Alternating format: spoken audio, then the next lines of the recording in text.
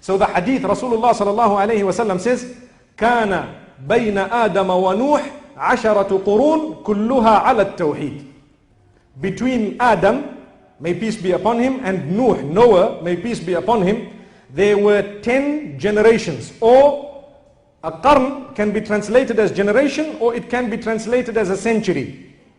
So there was a certain period of time, let's say if it was a century, there were 10 centuries.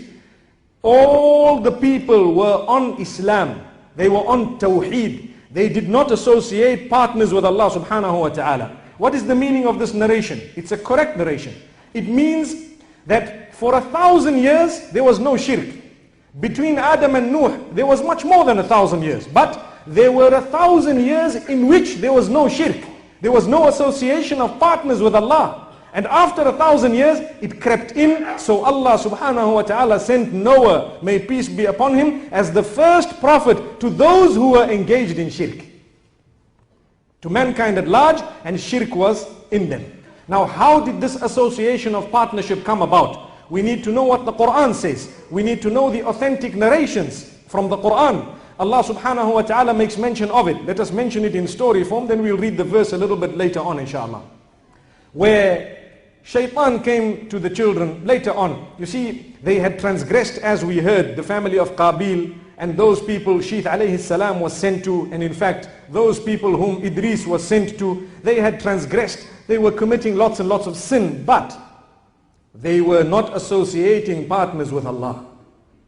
Their acts of worship was solely for their maker. They knew that they had a maker, and they only owed all their worship to that maker. However, they were sinning here, sinning there, adultery was being committed, so many other sins were being committed.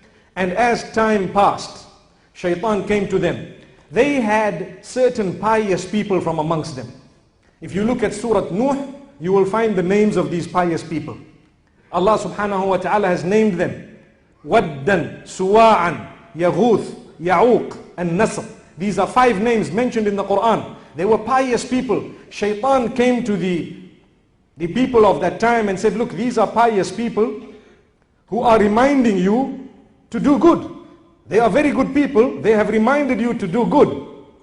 Now that they've died, just make a small statue to remind you of their message. So every time you see the statue, you'll be able to remember that this person used to remind us of good, and you will do the good. So it was beautified. They saw nothing wrong in that. They created statues, and each one was named after one of these pious people. And every time they came and they saw these statues, they were very happy. It reminded them to do good, and they began to do good. Now Shaitan is very patient. He's got a plan. He sows the seed and he goes away.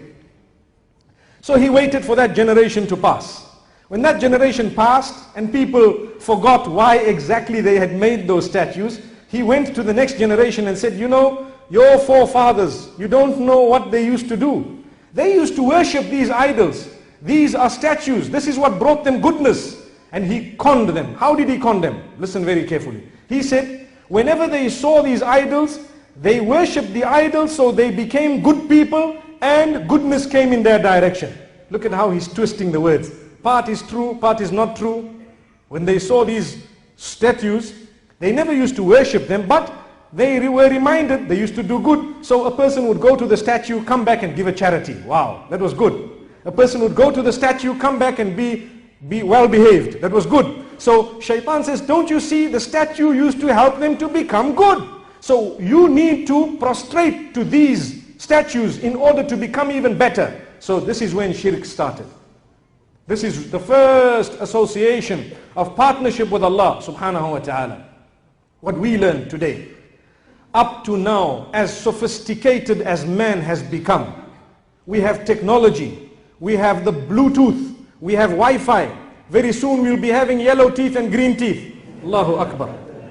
But we still have people who worship stones, who think that that brings them goodness, who worship trees, who worship various other objects, who worship creatures of Allah subhanahu wa ta'ala, and think that these things are going to bring us goodness. There are people who worship animals, thinking that these animals are going to bring us goodness. Allah subhanahu wa ta'ala he becomes very, very angry with this association of partnership with Allah subhanahu wa ta'ala. So it is very strange how man's brain has developed to the degree that he has technology of the highest, most baffling level, mind-boggling. But at the same time, he'll worship a stone, Allahu Akbar. And he'll go and bow down to a cow, Allahu Akbar. And he'll go and bow down to a tree. And he'll go and bow down to another human being who also needs the loo just like him, Allahu Akbar. It's a fact. And I've mentioned the worst thing because this needs to make us think. Allah's given us the brain. If you have a belly problem, they have it too. How do we worship human beings? Inna Allah abta'atha Muhammadan sallallahu alayhi wa sallama لِيُخْرِجَ النَّاسِ مِنْ عِبَادَةِ الْعِبَادِ إِلَىٰ عِبَادَةِ رَبِّ الْعِبَادِ. Allah has sent Muhammad sallallahu alayhi wa sallam to remove people from worshipping other worshippers to worshipping the Lord of all the worshippers. Subhanallah. So my brothers and sisters, we have a lot to learn. Primarily, we need to know وَلَقَدْ بَعَثْنَا فِي كُلِّ أُمَّةٍ رَسُولًا أَنِ اعْبُدُوا اللَّهَ وَاجْتَنِبُوا الطَّاغُوتَ. That is the most powerful message we have. Allah says, we sent to every nation messengers to warn them, to tell them to worship Allah alone and to protect themselves from the devil and the devil's plan and anything that is earning the anger and the wrath of Allah subhanahu wa ta'ala. Top of the list is association of partners with Allah. That is the top of the list. And as I mentioned today in the Jumu'ah talk, wallahi, a very important point. Ask yourself, why did Allah send the messengers? He sent the messengers to show us how to worship Him. That's what He sent the messengers for. So if we believe that and we understand that Allah sent the messengers to show us how to worship Him, will we be able to engage in innovation? The answer is no. Because Muhammad sallallahu alayhi wasallam, the best of creation, was held until he was known as the last Nabi. If Allah wanted, He could have sent him to another nation. But Allah sent him to us in order to show us how to worship Allah and in order to give us the message of Allah subhanahu wa ta'ala. If I come up with an act of worship that I claim is going to please Allah, and if Muhammad sallallahu alayhi wasallam did not teach it and did not do it, then I am undermining this great messenger, either by claiming indirectly that he forgot to teach us something, or that I know better than him, or that he has deceived Allah by not conveying a message that was supposed to be conveyed. Na'udhu billah. May Allah protect us from that type of behavior and from innovation. So this is why when people talk of innovation, remember brothers and sisters, people will be divided into two categories. Those who get upset. Well, look at what happened to those who got upset in the past. When you are called towards Allah and His Rasul, what happens is people become upset. Why is this man saying this is an innovation? Ask yourself, is it an innovation? If it is, drop it, cut it out. No matter how tasty it was. No matter how tasty it is, an innovation needs to be dropped and cut. Because look at those in the past who innovated. What happened? They were considered as people who were not obedient to the messengers. They were ultimately destroyed by Allah subhanahu wa ta'ala. What was the point of sending the messenger? If I knew better than the messenger what to do.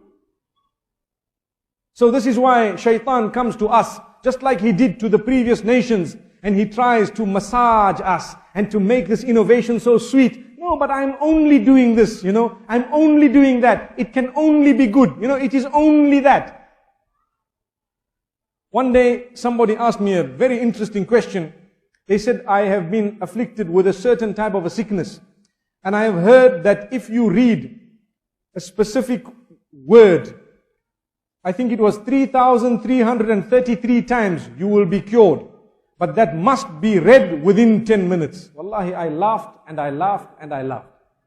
And I thought to myself, brothers and sisters, you make dua to Allah. It's more powerful than anything. You raise your hands and say, Ya Allah, I have a problem, help me. It's so powerful. You are calling out to your Maker. But make sure you are on one page, because the hadith speaks of a man who is desperate, who calls out to Allah, but malbasuhu haram, mashrabuhu haram, ghudhiya bil haram, فَأَنَّا يُسْتَجَابُ لِذَلِكَ. You know, his clothing is haram, his food is haram, his drink is haram. Allah says, how does He expect us to respond to that call? Still sometimes out of the mercy of Allah, He responds.